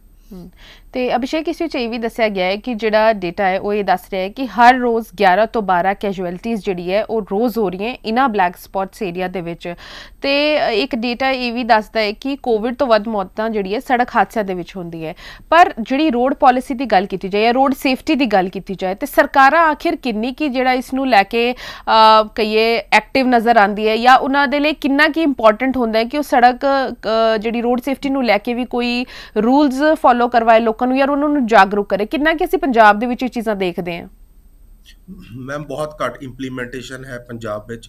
ਜਦੋਂ ਤੱਕ ਆਮ ਆਦਮੀ ਸਰਕਾਰ ਆਈ ਹੈ, ਨੋ ਡਾਊਟ ਹੌਲੀ ਹੌਲੀ ਪੇਸ ਔਨ ਕਰਦੀ, ਸਾਰੀ ਗਵਰਨਮੈਂਟ ਹੌਲੀ ਹੌਲੀ ਆਪਣਾ ਪੇਸ ਡਿਵੈਲਪ ਕਰਦੀ ਹੈ, ਲੇਕਿਨ ਇਹ ਰੋਡ ਸੇਫਟੀ ਜਿਹੜਾ ਰੋਡ ਮੈਨੇਜਮੈਂਟ ਹੈ ਪੰਜਾਬ ਸਰਕਾਰ ਦਾ ਪਿਛਲੇ 5 ਟਰਮ ਤੋਂ ਦੇਖ ਲਓ, 20 ਸਾਲਾਂ ਤੋਂ ਦੇਖ ਲਓ, ਹਮੇਸ਼ਾ ਨੈਗਲੈਕਟਡ ਹੀ ਰਿਹਾ। ਪੰਜਾਬ ਸਰਕਾਰ ਜਿਹੜੀ ਹੈਗੀ ਹੈ ਉਹ ਰੋਡਸ ਤੇ ਬਹੁਤ ਘੱਟ ਧਿਆਨ ਦੇ ਰਹੀਆਂ ਨੇ। ਦੂਜੀ ਗੱਲ, ਜਿਹੜਾ ਆਪਣਾ ਰੋਡ ਟ੍ਰੈਫਿਕ ਮੈਨੇਜਮੈਂਟ ਹੈ ਇਹ ਬਹੁਤ ਹੀ ਪੂਅਰ ਹੈ। ਅਸੀਂ ਸਾਰੇ ਵਿਟਨੈਸ ਕਰਦੇ ਹਾਂ ਕਿ ਟ੍ਰਿਬਿਊਨ ਚੌਂਕ ਤੇ, ਚੰਡੀਗੜ੍ਹ 'ਚ ਟ੍ਰਿਬਿਊਨ ਚੌਂਕ ਤੇ, ਇੱਧਰ ਆਪਣੇ ਮੋਹਾਲੀ ਵਾਲੀ ਸਾਈਡ ਸ਼ਾਮ ਨੂੰ 6 ਤੋਂ 7 ਵਜੇ ਦੇ ਵਿੱਚ ਲੰਬੇ ਜੈਮਸ ਲੱਗਦੇ ਨੇ। ਆਪਣੀ ਸੜਕ ਜੇ ਇੰਨੀ ਸਾਫ਼ ਹੋਣ ਦੇ ਬਾਵਜੂਦ ਵੀ ਜੈਮਸ ਲੱਗਣ, ਇੰਨੀ ਸਾਫ਼ ਹੋਣ ਦੇ ਬਾਵਜੂਦ ਵੀ ਆਪਾਂ ਪ੍ਰੋਪਰਲੀ ਮੈਨੇਜਮੈਂਟ ਨਾ ਕਰ ਪਾਈਏ ਟ੍ਰੈਫਿਕ ਦੀ, ਇਹ ਫਿਰ ਡਾਇਰੈਕਟਲੀ ਸਰਕਾਰ ਦੀ ਫੇਲੀਅਰ ਹੈ ਜੀ। ਇਹ ਤਾਂ ਇਟਸ ਗਵਰਨਮੈਂਟਸ ਫੇਲੀਅਰ। ਜੇ ਤੁਸੀਂ ਨਹੀਂ ਸਾਫ਼ ਰੋਡ ਹੋਣ ਦੇ ਬਾਵਜੂਦ ਵੀ you are unable to control the traffic, then it's failure of the state, ਮੈਂ ਤੇ ਕਹਾਂ। ਤੇ ਟ੍ਰੈਫਿਕ ਮੁਲਾਜ਼ਮਾਂ ਦੀ ਗੱਲ ਕੀਤੀ ਜਾਏ ਕਿ ਉਸ ਦੀ ਵੀ ਕਮੀ ਹੈ ਪੰਜਾਬ ਦੇ ਵਿੱਚ। ਵੈਸੇ ਅਕਸਰ ਅਸੀਂ ਦੇਖਦੇ ਹਾਂ ਕਿ ਜਦ ਚੰਡੀਗੜ੍ਹ 'ਚ ਕੋਈ ਆਉਂਦਾ ਹੈ ਤੇ ਆਪਣੇ ਆਪ ਉਹ ਰੂਲਸ ਫੋਲੋ ਕਰਦਾ ਹੈ, ਯਾਨੀ ਕਿ ਸੀਟ ਬੈਲਟ ਉਹਨਾਂ ਨੂੰ ਪਤਾ ਲਾਣੀ ਹੈ, ਸਪੀਡ ਲਿਮਿਟ ਉਹਨਾਂ ਨੂੰ ਪਤਾ ਐਕਸੀਡ ਨਹੀਂ ਕਰਨੀ ਹੈ, ਰੈੱਡ ਲਾਈਟ ਪਤਾ ਉਹਨਾਂ ਨੂੰ ਜੰਪ ਨਹੀਂ ਕਰਨੀ। ਲੇਕਿਨ ਇਹੀ ਚੀਜ਼ਾਂ ਜਦੋਂ ਚੰਡੀਗੜ੍ਹ ਟੱਪ ਕੇ ਮੋਹਾਲੀ ਚਲੇ ਜਾਂਦੇ ਆ, ਉਹ ਸਾਰੇ ਰੂਲਸ ਉੱਥੇ ਦੇ ਧਰੇ ਦੇ ਧਰੇ ਰਹਿ ਜਾਂਦੇ। ਕਿਤੇ ਨਾ ਕਿਤੇ ਲੱਗਦਾ ਹੈ ਕਿ ਸਟ੍ਰਿਕਟਨੈਸ ਨਹੀਂ ਹੈ ਇੰਨੀ, ਜਾਂ ਫਿਰ ਕੀ ਕਾਰਨ ਹੈ ਹੋਰ ਚੀਜ਼ਾਂ? ਸਟ੍ਰਿਕਟਨੈਸ ਦੀ ਕਮੀ ਹੈ ਜੀ, ਬਿਲਕੁਲ। ਚੰਡੀਗੜ੍ਹ ਤੁਸੀਂ ਜਾਂਦੇ ਹੋ, ਹੈਲਮਟ ਮੈਂਡੇਟਰੀ ਫੋਲੋ ਕਰਦੇ ਹੋ, ਸੀਟ ਬੈਲਟਸ ਵੀ ਲਾਉਂਦੇ ਹੋ। ਆਪਾਂ ਨੂੰ ਡਰ ਹੁੰਦਾ ਕਿ ਸਾਡੇ ਤੇ ਕੋਈ ਚੈੱਕ ਹੈਗਾ, ਸਾਨੂੰ ਫਾਈਨੈਂਸ਼ੀਅਲੀ ਲਾਸ ਹੋਊਗਾ, ਉਹਨੂੰ ਚਲਾਨ ਹੋ ਜਾਊਗਾ, ਗੱਡੀ ਇੰਪਾਊਂਡ ਹੋ ਜਾਊਗੀ ਜੇ ਸਾਡੀ ਰੋਡ ਵੱਧਦੀ ਗੱਦੀ ਨਾ ਹੋਏਗੀ, ਸਾਨੂੰ ਡਰ ਹੁੰਦਾ। ਆਦਮੀ ਉਦੋਂ ਹੀ ਸਟ੍ਰਿਕਟ ਰੂਲਸ ਫੋਲੋ ਕਰਦਾ ਜਦੋਂ ਉਹਨੂੰ ਕੋਈ ਡਰ ਹੁੰਦਾ ਜੀ। ਪੰਜਾਬ 'ਚ ਇਹ ਡਰ ਨਹੀਂ ਹੈਗਾ, ਇਸ ਕਰਕੇ ਲੋਕ ਰੈੱਡ ਲਾਈਟਸ ਜੰਪ ਕਰਦੇ ਨੇ। ਰੈੱਡ ਲਾਈਟਸ ਜੰਪ ਕਰਨ ਤੋਂ ਬਾਅਦ ਟ੍ਰਿਪਲ ਰਾਈਡਿੰਗ ਕਰਦੇ ਨੇ। ਫੋਨ ਤਾਂ ਬਹੁਤ ਕਾਮਨ ਚੀਜ਼ ਹੈ ਜੀ ਗੱਡੀ 'ਚ ਯੂਜ਼ ਕਰਨਾ ਲੋਕਾਂ ਲਈ। ਤੇ ਜਦੋਂ ਤੱਕ ਰੂਲਸ ਇਹ ਤੁਸੀਂ ਪ੍ਰੋਪਰ ਇੰਪਲੀਮੈਂਟ ਨਹੀਂ ਕਰੋਗੇ, ਪ੍ਰੋਪਰ ਤੁਸੀਂ ਪੁਲਿਸਿੰਗ ਨਹੀਂ ਰੱਖੋਗੇ, ਪ੍ਰੋਪਰ ਆਪਣੇ ਸਟਾਫ ਨਹੀਂ ਕਰੋਗੇ ਤੁਸੀਂ ਔਨ ਰੋਡਸ, ਜੇ ਸਟਾਫ ਹੁੰਦੇ ਵੀ ਨੇ ਤੇ ਕਿੰਨੇ ਕੁ ਚਲਾਨ ਕੱਟਦੇ ਨੇ ਤੁਸੀਂ ਆਪ ਦੇਖੋ। ਫਿਗਰਸ ਪੰਜਾਬ ਦਾ ਚਲਾਨ ਦਾ ਬਹੁਤ ਪੂਅਰ ਹੈ। ਜ਼ਿਆਦਾਤਰ ਚਲਾਨ ਚੰਡੀਗੜ੍ਹ ਆਨਲਾਈਨ ਚਲਾਨ ਸਿਰਫ ਚੰਡੀਗੜ੍ਹ 'ਚ ਸਿਸਟਮ ਹੈਗਾ। ਤੁਸੀਂ ਪੰਜਾਬ 'ਚ ਵੀ ਆਨਲਾਈਨ ਚਲਾਨ ਸਿਸਟਮ ਕਰ ਦੋਗੇ, ਰੈਗੂਲਰਲੀ ਚਲਾਨ ਤੁਸੀਂ ਦੇਖੋਗੇ ਕਿ ਜਿਹੜੇ ਵਾਇਲੇਸ਼ਨਸ ਹੋ ਰਹੇ ਨੇ, ਰੈਗੂਲਰ ਚਲਾਨ ਕੱਟੋਗੇ, ਆਪਣੇ ਆਪ ਸੁਧਾਰ ਆਏਗਾ ਜੀ। ਕੋਈ ਡੇਟਾ ਹੈ ਅਭਿਸ਼ੇਕ ਕਿ ਕਿੰਨਾ ਕਿ ਪੰਜਾਬ 'ਚ ਰੋਜ਼ਾਨਾ ਚਲਾਨ ਹੁੰਦੇ ਹੈ, ਜਾਂ ਫਿਰ ਲੋਕੀ ਕਿੰਨੇ ਕਿ ਜਾਗਰੂਕ ਹੈ ਟ੍ਰੈਫਿਕ ਰੂਲਸ ਨੂੰ ਲੈ ਕੇ? ਪੰਜਾਬ ਦੇ 'ਚ ਤਾਂ ਹਲੇ ਆਨਲਾਈਨ ਚਲਾਨ ਸਿਸਟਮ ਆਇਆ ਨਹੀਂ ਹੈ, ਇਸ ਕਰਕੇ ਮੇਰੇ ਕੋਲ ਕੋਈ ਇਹਦਾ ਡਾਟਾ ਨਹੀਂ ਹੈਗਾ। ਲੇਕਿਨ ਚੰਡੀਗੜ੍ਹ ਦੇ ਵਿੱਚ ਆਨਲਾਈਨ ਸਿਸਟਮ ਹੈਗਾ, ਚੰਡੀਗੜ੍ਹ ਦੀ ਵੈਬਸਾਈਟ 'ਚ ਇਹ ਡਾਟਾ ਅਵੇਲੇਬਲ ਹੋ ਜਾਊਗਾ। ਤੇ ਰੈਗੂਲਰ ਪੰਜਾਬ 'ਚ ਕਿੰਨੇ ਚਲਾਨ ਕੱਟਦੇ ਨੇ ਇਹਦਾ ਵੀ ਹਲੇ ਮੇਰੇ ਕੋਲ ਕੋਈ ਡਾਟਾ ਹੈਗਾ ਨਹੀਂ। ਤੁਸੀਂ ਜੇਕਰ ਲਾਅ ਦੀ ਗੱਲ ਕੀਤੀ ਜਾਏ, ਇੱਕ ਲੋਕੀ ਜਾਗਰੂਕ ਵੀ ਨਹੀਂ ਹੈ ਕਿ ਜੇਕਰ ਉਹ ਰੈੱਡ ਲਾਈਟ ਜੰਪ ਕਰਦੇ ਨੇ ਤੇ ਕਿੰਨਾ ਫਾਈਨ ਉਹਨਾਂ ਨੂੰ ਪੇ ਕਰਨਾ ਹੈ। ਇਸ ਤੋਂ ਇਲਾਵਾ ਕਿੰਨਾ ਜੇਕਰ ਉਹ ਡਰਿੰਕ ਐਂਡ ਡਰਾਈਵ ਦੇ ਵਿੱਚ ਫੜੇ ਜਾਂਦੇ ਨੇ ਤੇ ਉਹਨਾਂ ਨੂੰ ਕਿੰਨਾ ਕੀ ਪੇ ਕਰਨਾ ਹੈ, ਜਾਂ ਗੱਡੀ ਕਦ ਉਹਨਾਂ ਦੀ ਇੰਪਾਊਂਡ ਹੋ ਰਹੀ ਹੈ, ਇਹਨਾਂ ਸਾਰੀ ਚੀਜ਼ਾਂ ਬਾਰੇ ਵੀ ਹਲੇ ਜਾਗਰੂਕ ਨਹੀਂ। ਹਾਲਾਂਕਿ ਲਾਇਸੈਂਸ ਸਸਪੈਂਸ਼ਨ ਤੱਕ ਦੀ ਵੀ ਜਿਹੜੀ ਹੈ ਪ੍ਰਾਵਧਾਨ ਹੈ ਉਹ ਕਾਨੂੰਨ ਦੇ ਵਿੱਚ ਹੈ। ਯੈਸ, ਤੁਸੀਂ ਬਿਲਕੁਲ ਸਹੀ ਕਹਿ ਰਹੇ ਹੋ। 4 ਚੀਜ਼ਾਂ ਦੇ ਉੱਪਰ 90 ਡੇਜ਼ ਲਈ ਤੁਹਾਡਾ ਲਾਇਸੈਂਸ ਸਸਪੈਂਡ ਹੋ ਜਾਂਦਾ ਹੈ। ਸਭ ਤੋਂ ਪਹਿਲਾਂ ਤੁਸੀਂ ਰੈੱਡ ਲਾਈਟ ਜਿਹੜਾ ਜੰਪ ਕਰਦੇ ਹੋ, ਸੈਕਿੰਡ ਵਾਈਲ ਯੂਜ਼ਿੰਗ ਡਰਾਈਵਿੰਗ ਤੁਸੀਂ ਮੋਬਾਈਲ ਯੂਜ਼ ਕਰਦੇ ਹੋ, ਥਰਡ ਜੇ ਤੁਸੀਂ ਐਲਕੋਹਲ ਪੀ ਕੇ ਗੱਡੀ ਚਲਾਉਂਦੇ ਹੋ, ਤੇ ਇੱਕ ਹੋਰ ਤੁਸੀਂ ਓਵਰ ਸਪੀਡਿੰਗ ਕਰਦੇ ਹੋ। ਓਵਰ ਸਪੀਡਿੰਗ, ਇਹ 4 ਚੀਜ਼ਾਂ ਨਾਲ ਤੁਹਾਡਾ ਲਾਇਸੈਂਸ 90 ਡੇਜ਼ ਲਈ ਸਸਪੈਂਡ ਹੋ ਜਾਂਦਾ ਹੈ ਤੇ ਤੁਹਾਨੂੰ ਫਾਈਨ ਵੀ ਪੈਂਦਾ। ਫਾਈਨ ਦੀ ਅਲੱਗ-ਅਲੱਗ ਅਮਾਊਂਟਸ ਹੈ, ਮਿਨੀਮਮ 2000 ਰੁਪਏ ਤੋਂ ਸਟਾਰਟ ਹੈ ਫਾਈਨ, ਤੁਹਾਨੂੰ ਫਾਈਨ ਵੀ ਪੈਂਦਾ ਹੈ। ਇਹ ਅਵੇਅਰਨੈਸ ਕਿਉਂ ਨਹੀਂ ਹੈਗੀ? ਤੁਸੀਂ ਬਿਲਕੁਲ ਸਹੀ ਕਿਹਾ, ਇਹ ਤੁਸੀਂ ਅਵੇਅਰਨੈਸ ਕਿਉਂ ਨਹੀਂ ਹੈਗੀ? ਕਿਉਂਕਿ ਸਾਨੂੰ ਇਹ ਚੀਜ਼ ਕਦੀ ਸਿਖਾਈ ਨਹੀਂ ਗਈ। ਸਾਨੂੰ ਕਦੇ ਫਿਗਰਸ, ਫੈਕਟਸ ਐਂਡ ਫਿਗਰਸ ਨਾਲ ਕਦੀ ਸਾਡਾ ਇਨਕਾਊਂਟਰ ਹੋਇਆ ਹੀ ਨਹੀਂ।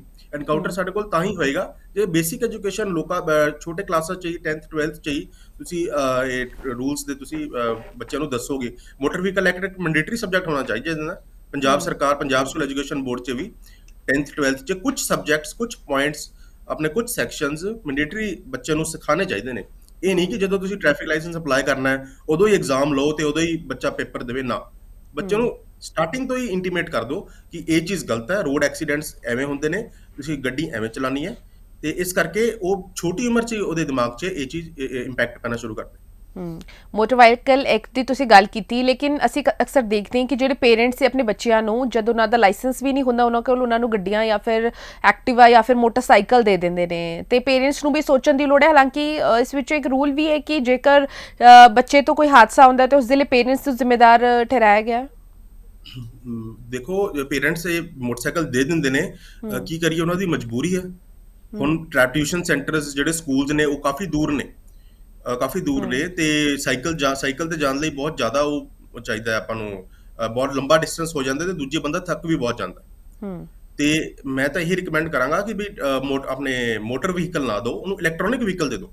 ਜਿਹੜਾ ਇਲੈਕਟ੍ਰੋਨਿਕ ਵਹੀਕਲ ਹੁੰਦਾ ਉਹਦੇ ਤੇ ਹੈਲਮਟ ਦੀ ਲੋੜ ਨਹੀਂ ਪੈਂਦੀ ਤੇ ਇਲੈਕਟ੍ਰੋਨਿਕ ਵਹੀਕਲ ਦੀ ਸਪੀਡ ਵੀ ਲਿਮਿਟਿਡ ਹੁੰਦੀ ਹੈ, ਲਿਮਿਟਿਡ ਸਪੀਡ ਤੇ ਉੱਪਰ ਉਹ ਜਾਂਦਾ ਨਹੀਂ। ਤੇ ਜੇ ਤੁਸੀਂ ਛੋਟਾ ਜੇ 18 ਸਾਲ ਤੋਂ ਘੱਟ ਦਾ ਹੈ ਉਹਨੂੰ ਇਲੈਕਟ੍ਰੋਨਿਕ ਵਹੀਕਲ ਦੀ ਆਦਤ ਪਾਓ। ਜ਼ਰੂਰੀ ਨਹੀਂ ਕਿ ਤੁਸੀਂ ਉਹਨੂੰ ਮੋਟਰ ਵਹੀਕਲ ਹੀ ਦਿਓਗੇ, ਮੋਟਰ ਵਹੀਕਲ ਦੀ ਸਪੀਡ ਜ਼ਿਆਦਾ ਹੁੰਦੀ ਹੈ ਤੇ ਉਹ ਜ਼ਿਆਦਾ ਯੂਜ਼ ਕਰਦਾ ਹੈ ਉਹਨੂੰ। ਪੈਂਡੈਂਸੀ ਦੀ ਗੱਲ ਕੀਤੀ ਜਾਏ, ਕੋਰਟਸ ਦੇ ਵਿੱਚ ਕਿੰਨੀ ਕੀ ਪੈਂਡੈਂਸੀ ਹੁੰਦੀ ਹੈ ਅਜਿਹੇ ਕੇਸਿਸ ਦੀ ਜਿੱਥੇ ਕੰਪਨਸੇਸ਼ਨ ਦੀ ਗੱਲ ਕੀਤੀ ਜਾਂਦੀ ਹੈ। ਸੜਕ ਹਾਦਸਿਆਂ ਦੇ ਵਿੱਚ ਕਈ ਅਜਿਹੇ ਹਾਦਸੇ ਹੋ ਜਾਂਦੇ ਹੈ ਕਿ ਕਈ ਸਾਲ ਬੀਤ ਜਾਂਦੇ ਲੇਕਿਨ ਉਹਨਾਂ ਨੂੰ ਜਿਹੜਾ ਹੈ ਕੰਪਨਸੇਸ਼ਨ ਨਹੀਂ ਮਿਲਦਾ ਹੈ ਜਿਨ੍ਹਾਂ ਵੱਲੋਂ ਐਕਸੀਡੈਂਟ ਹੋਇਆ ਹੁੰਦਾ ਹੈ। ਲੋਕੀ ਆਪਣਿਆਂ ਨੂੰ ਜ਼ਰੂਰ ਗਵਾ ਦਿੰਦੇ ਲੇਕਿਨ ਕੰਪਨਸੇਸ਼ਨ ਨਹੀਂ ਮਿਲ ਪਾਉਂਦਾ ਉਹਨਾਂ ਨੂੰ। ਬਿਲਕੁਲ ਸਹੀ ਹੈ ਜੀ। ਜਦੋਂ ਵੀ ਕੰਪਨਸੇਸ਼ਨ ਤੁਸੀਂ ਗੱਲ ਕਰ ਰਹੇ ਹੋ, ਇੰਡੀਆ 'ਚ ਆਪਣੀ ਜਾਨ ਦੀ ਕੀਮਤ ਇੰਨੀ ਸਸਤੀ ਹੈ ਕਿ ਜਦੋਂ ਕਿਸੇ ਦੀ ਡੈਥ ਹੋ ਜਾਂਦੀ ਹੈ ਉਹਨੂੰ 50,000 ਰੁਪਇਆ ਦੇ ਕੇ ਉਹਦੇ ਘਰ ਵਾਲਿਆਂ ਨੂੰ ਦੇ ਕੇ ਚੁੱਪ ਕਰਾ ਦਿੱਤਾ ਜਾਂਦਾ ਕਿ ਤੁਸੀਂ 50,000 ਰੁਪਇਆ ਲੈ ਲਓ, ਤੁਹਾਡੀ ਡੈਥ ਹੋ ਗਈ। ਇਹ ਮੋਟਰ ਵਹੀਕਲ ਐਕਟ ਦੇ ਵਿੱਚ ਫਿਗਰਸ ਲਿਖੀਆਂ ਹੋਈਆਂ। ਜੇ ਕੋਈ ਬੰਦਾ ਪਰਮਾਨੈਂਟਲੀ ਇੰਜਰ ਹੋ ਜਾਂਦਾ, ਪਰਮਾਨੈਂਟਲੀ ਡਿਸੇਬਲ ਹੋ ਜਾਂਦਾ, ਕੰਮ ਕਾਜ ਹੀ ਨਾ ਕਰ ਪਾਵੇ, ਉਹਨੂੰ 25,000 ਰੁਪਏ ਦੇ ਦਿੰਦੇ। ਕਿ ਆਪਣੇ ਇੰਡੀਆ 'ਚ ਜਾਨ ਦੀ ਕੀਮਤ ਦੀ ਵੈਲਿਊ ਸਿਰਫ 50,000 ਰੁਪਇਆ। ਸਾਰਿਆਂ ਨੂੰ ਸੋਚਣਾ ਚਾਹੀਦਾ ਕਿ 50,000 ਰੁਪਏ 'ਚ ਕੀ ਵੈਲਿਊ ਹੈ, 50,000 ਰੁਪਏ 'ਚ ਕਿ 50,000 ਰੁਪਏ 'ਚ ਬੰਦਾ ਕਿੰਨਾ ਕੁ ਸਰਵਾਈਵ ਕਰ ਲੂਗਾ। ਦੂਜੀ ਗੱਲ ਜੇ ਤੁਸੀਂ ਕੋਰਟਸ ਦੀ ਪੈਂਡੈਂਸੀ ਦੀ ਗੱਲ ਕਰ ਰਹੇ ਹੋ, ਜਿਹੜਾ ਵੀ ਐਕਸੀਡੈਂਟ ਹੁੰਦਾ ਹੈ ਉਹ MACT motor accident claim tribunal ਵਿੱਚ ਪਟੀਸ਼ਨ ਫਾਈਲ ਹੁੰਦੀ ਹੈ, ਜਿਹੜਾ ਕਿ ਡਿਸਟ੍ਰਿਕਟ ਕੋਰਟ ਆਪਣੇ ਜ਼ਿਲ੍ਹੇ ਕੋਰਟ 'ਚ ਹੁੰਦਾ ਹੈ। ਇਹਦਾ ਮੋਟਰ ਵਹੀਕਲ ਕਲੇਮ MACT ਦਾ ਕੋਰਟ ਹੁੰਦਾ, ਉਹ 'ਚ ਤੁਸੀਂ ਐਪਲੀਕੇਸ਼ਨ ਫਾਈਲ ਕਰਦੇ ਹੋ। ਉਹ 'ਚ ਫਿਰ ਕੰਪਨਸੇਸ਼ਨ ਦੀ ਜੋ ਵੀ ਤੁਹਾਡੀ ਡਿਮਾਂਡ, ਜੋ ਵੀ ਤੁਹਾਡੀ ਪ੍ਰੇਅਰ ਹੈ, ਜੋ ਵੀ ਤੁਹਾਡੇ ਰਿਲੀਫਸ ਹੈ, ਉਹ ਕੋਰਟ ਡਿਸਾਈਡ ਕਰਦੀ ਹੈ ਔਨ ਮੈਰਿਟਸ ਤੇ ਤੁਹਾਨੂੰ ਫੈਸਲਾ ਦਿੰਦੀ ਹੈ। ਤੀਜੀ ਚੀਜ਼ ਜਿਹੜੀ ਆਪਣੇ ਕੋਲ ਰੈਮਡੀ ਹੈਗੀ ਹੈ, ਅਸੀਂ DC ਕੋਲ ਵੀ ਆਪਦੀ ਕੰਪਲੇਂਟ ਫਾਈਲ ਕਰ ਸਕਦੇ ਹੋ। ਜਿਹੜਾ ਐਗਰੀਵਡ ਹੈ, ਵਿਕਟਿਮ ਹੈ, ਜਿਹਦਾ ਲਾਸ ਹੋਇਆ ਫਾਈਨੈਂਸ਼ੀਅਲੀ ਤੇ ਆਪਣੇ ਬੋਡੀ ਦਾ ਵੀ, ਉਹ DC ਕੋਲ ਵੀ ਆਪਣੇ ਐਪਲੀਕੇਸ਼ਨ ਫਾਈਲ ਕਰ ਸਕਦਾ ਹੈ ਤੇ ਉਹਨੂੰ ਉੱਥੋਂ ਵੀ ਮੁਆਵਜ਼ਾ ਮਿਲ ਸਕਦਾ। लेकिन समा बहुत लग जाता है अभिषेक।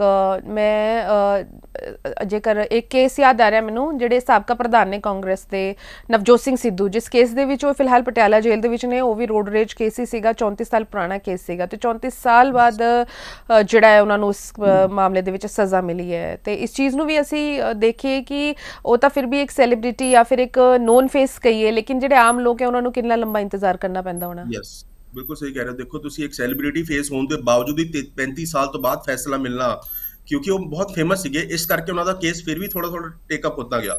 ਜਿਹੜਾ ਅਨਨੋਨ ਬੰਦਾ ਹੈ, ਜਿਹੜਾ ਫੇਸ ਇਜ਼ ਅਨਨੋਨ, ਉਹਦਾ ਤੁਸੀਂ ਸੋਚੋ ਕਿੰਨੀ ਕੋ ਰਿਲੇਟ ਉਹਦੇ ਲਈ ਹੁੰਦਾ ਹੋਊਗਾ। ਤੇ ਇਹ ਤਾਂ ਪੈਂਡੈਂਸੀ ਤਾਂ ਜੀ ਰਹੂਗੀ।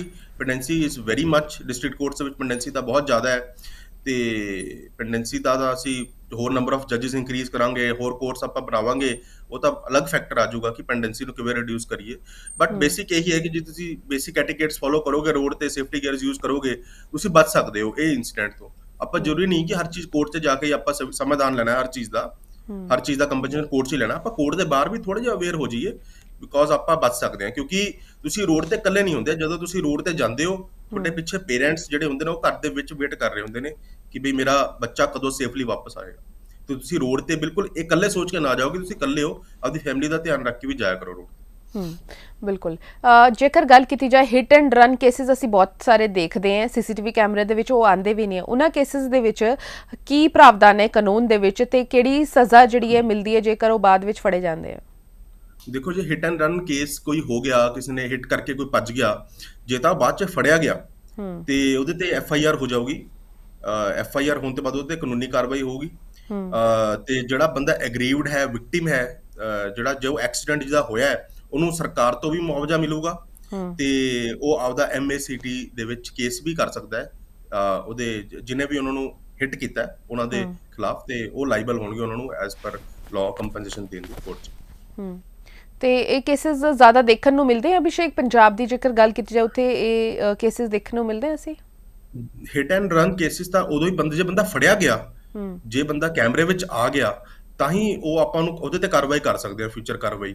ਜੇ ਬੰਦਾ ਕੈਮਰੇ 'ਚ ਨਹੀਂ ਆਇਆ, ਗੱਡੀ ਦੀ ਨੰਬਰ ਪਲੇਟ ਹੀ ਨਾ ਪੜੀ ਗਈ, ਜਾਂ ਗੱਡੀ 'ਚ ਪਤਾ ਹੀ ਨਹੀਂ ਚੱਲਾ ਕੌਣ ਬੈਠਾ ਹੈ, ਤੇ ਤੁਸੀਂ ਫਿਰ ਹਿੱਟ ਐਂਡ ਰਨ ਕੇਸ 'ਚ ਤੁਸੀਂ you cannot find the person.